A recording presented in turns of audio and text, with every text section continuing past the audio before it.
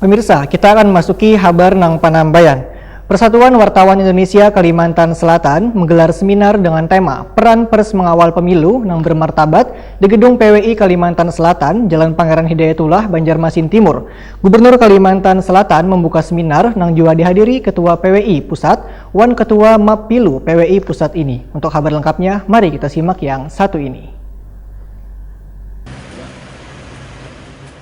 Persatuan Wartawan Indonesia Kalimantan Selatan menggelar seminar dengan tema Peran Pers Mengawal Pemilu Nang Bermartabat di Gedung PWI Kalimantan Selatan, Jalan Pangeran Hidayatullah, Banjarmasin Timur jelang tengah hari Senin 14 September 2020. Gubernur Kalimantan Selatan Sabidi Nur membuka seminar yang juga dihadiri Ketua PWI Pusat Atta Depari, Wan Ketua Bapilu PWI Pusat Suprapto Sastro Atmojo. Gubernur dalam sambutannya meminta Bapilu Kalsel nantinya dapat mengawal jalannya pemilu agar warga bisa menjalankan kedaulatannya sehingga menjadi pemilu nang bermartabat, maka peran pers untuk mengontrol kegiatan tersebut. Menurut Sabidi Nur, peran pers dalam mengawal proses demokrasi dalam sebuah pemilu nang bermartabat sangat luar biasa. Insan pers hadir dengan memberikan informasi dan edukasi pada warga untuk menjadi pemilih nang cerdas.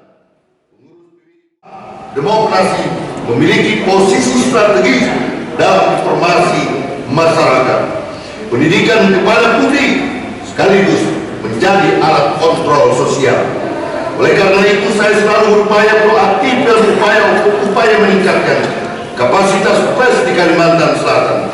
Saya sangat menyadari hasil dari proses berdemokrasi melalui pemilu ini akan sangat menentukan arah pembangunan daerah selama 5 tahun ke depan.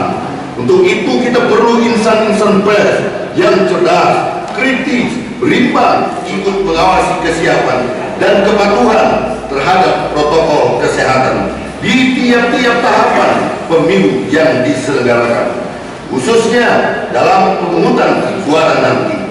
Dan saya sangat berharap melalui seminar ini, Persatuan Wartawan Indonesia Kalimantan Selatan serta Mapilu mampu menguatkan komitmen kita bersama menjamin terwujudnya kedaulatan rakyat melalui pemilu yang bermartabat. Bapak Ibu hadirin yang berbahagia, dunia tanpa pers itu sama dengan sayur tanpa garam. Seminar PWI Provinsi Kalimantan Selatan dan Mapilu pada hari ini saya nyatakan dibuka dengan resmi. Semoga apa yang kita lakukan hari ini dan ke depan mendapatkan ridho dari Allah Subhanahu wa Ta'ala. Ketua PWI Pusat Atta Depari Wahid Takuni Prima TV memandahkan masuknya pers sebagai salah satu unsur penting dalam berjalannya pilkada. Fungsi pers adalah sebagai kontrol yang memiliki ketajaman berita namun dapat dipertanggungjawabkan. Atta Depari berharap untuk selalu menjaga kenetralan sebuah media kadang hanya dimanfaatkan oleh salah satu calon.